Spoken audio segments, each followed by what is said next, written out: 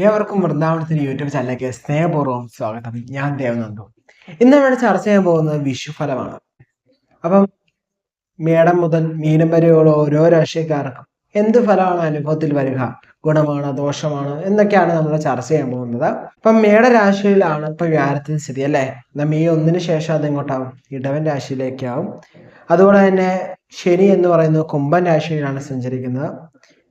അതുപോലെ തന്നെ രാഹു മീനം രാശിയിലുമാണ് സഞ്ചരിക്കുന്നത്. ഇപ്പൊ പൊതുവെ വിഷുഫലത്തിൽ മറ്റുള്ള ഗ്രഹങ്ങൾ എന്ന് പറയുന്നത് ഇടയ്ക്കിടയ്ക്ക് മാറുന്നുണ്ടല്ലോ. ഒരു മേജർ ആയിട്ട് ട്രാൻസിറ്റ് ഇത് മൂന്നുമാണ്. അപ്പം നമുക്ക് അധികം താമസിക്കാതെ നമ്മുടെ വിഷുഫലത്തിലേക്ക് കിടക്കാം. എല്ലാവർക്കും ഹാപ്പി വിഷു കേട്ടോ. അടുത്ത കുംഭരാശിയാണ്, അഥവാ കുംഭക്കൂറം. ഇവർക്ക് തൊഴിൽ സംബന്ധമായിട്ട് നോക്കുകയാണെങ്കിൽ എടുത്തുചാട്ടങ്ങളൊക്കെ ഉണ്ടെങ്കിൽ ഒന്ന് കുറയ്ക്കുന്ന ഉത്തമമായിരിക്കും. തൊഴിൽ സംബന്ധമായിട്ട് നോക്കുകയാണെങ്കിൽ പ്രൊമോഷൻസ് ഒക്കെ ഉണ്ടെങ്കിൽ പോലും അത് കുറച്ച് വൈകി കിട്ടാൻ. അപ്പം ഇന്ന് കിട്ടുന്ന പ്രൊമോഷൻ ആണെങ്കിൽ ചിലപ്പോൾ അടുത്ത മാസം അല്ലെങ്കിൽ 2 മാസം കഴിഞ്ഞ് അല്ലെങ്കിൽ 3 മാസം കഴിഞ്ഞ് ചിലപ്പോൾ 5-6 മാസം കഴിഞ്ഞൊക്കെ ആയിരിക്കും നിങ്ങൾക്ക് എന്തിനാ ആ പ്രൊമോഷൻ കിട്ടുക എന്ന് പറയുന്നത്. ബട്ട് അതിനൊന്നും നിങ്ങൾ സങ്കല്പേണ്ട, നമുക്ക് വിധിച്ച സമയത്ത് നമുക്ക് എന്ത് ചെയ്യും, കിട്ടുക തന്നെ ചെയ്യും കേട്ടോ. ചതി പറ്റാതെ പ്രത്യേകം ശ്രദ്ധിക്കണം. മറ്റുള്ളവരെ വിശ്വസിക്കുമ്പോൾ കണ്ണും പൂട്ടി വിശ്വസിക്കാൻ നിൽക്കേണ്ട. വാക്കുകളൊക്കെ ശ്രദ്ധിച്ച് മാത്രം കൈകാര്യം ചെയ്യുക. ധനകാര്യങ്ങൾ കൈകാര്യം ചെയ്യുമ്പോൾ പ്രത്യേകമായ ശ്രദ്ധ വേണം. ധനനഷ്ടത്തിനൊക്കെ യോഗമുണ്ട്. മോഷ്ടാവിനെയൊക്കെ ഒന്ന് ശ്രദ്ധിക്കുന്ന ഉത്തമമാണ്. ബിസിനസ് സംബന്ധമായിട്ട് ഡോക്യുമെന്റുകൾ സൈൻ ചെയ്യുമ്പോൾ പ്രത്യേകം ശ്രദ്ധിക്കുന്ന ഉത്തമമാണ്. ബിസിനസ് സംബന്ധമായിട്ട് യാത്രകൾ ചെയ്യുമ്പോൾ ഒന്ന് ശ്രദ്ധിക്കുന്ന ഉത്തമമാണ്. പഠന സംബന്ധമായിട്ട് വിദ്യാർത്ഥികൾക്ക് കൂടുതൽ ഫോക്കസ് പഠനത്തിൽ കൊടുത്താൽ മാത്രമേ വിജയം സംഭവിക്കൂ, അല്ലെങ്കിൽ വിജയത്തിന് നല്ലൊരു വിജയം നമുക്ക് കൈവരിക്കാൻ സാധിക്കുള്ളൂ. സോ മോർ ഫോക്കസ് ഓൺ എന്താണ്, സ്റ്റഡീസ് ആയിരിക്കണം കേട്ടോ.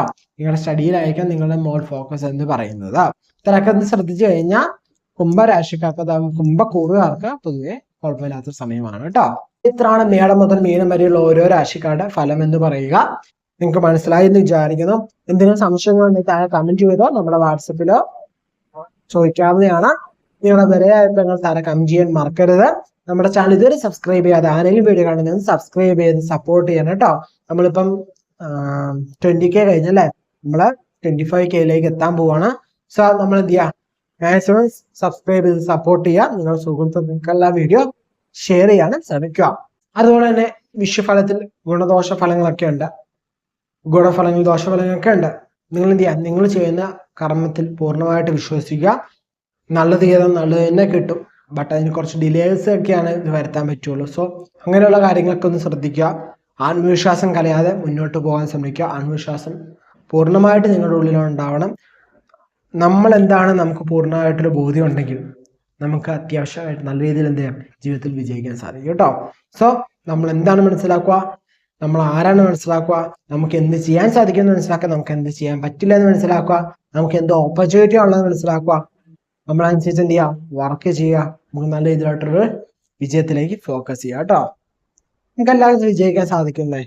ഒത്തിരി ടെൻഷൻ അടിച്ച് നിങ്ങൾ അയ്യോ ഇത്ര കാലം മോശമായിരുന്നു, ഇനി മോശം സമയമാണോ, ഇനിയിപ്പം ഉള്ള സമയം നല്ലതാണ്, ഇത്ര നാളും കുറച്ച് നാള് നല്ലതായെങ്കിലും ചീത്ത ഫലങ്ങളായിരുന്നു എന്റെ ജീവിതത്തിൽ ഉണ്ടാവും. നിങ്ങൾ എന്ത് ചെയ്യുക, നിങ്ങളുടെ ജാതകം ഒന്ന് പരിശോധിക്കുക. ജാതകം പരിശോധിച്ച് കൃത്യമായിട്ട് കസ്റ്റമൈസ്ഡ് ആയിട്ടുള്ള പേഴ്സണലൈസ്ഡ് ആയിട്ടുള്ള പ്രഡിക്ഷൻ എന്താണെന്ന് മനസ്സിലാക്കുക കേട്ടോ. എന്നിട്ട് കുറച്ചുകൂടി ഫോക്കസ്ഡ് ആയിട്ട് നിങ്ങളുടെ ജീവിതം മുന്നോട്ട് നോക്കി കാണുക.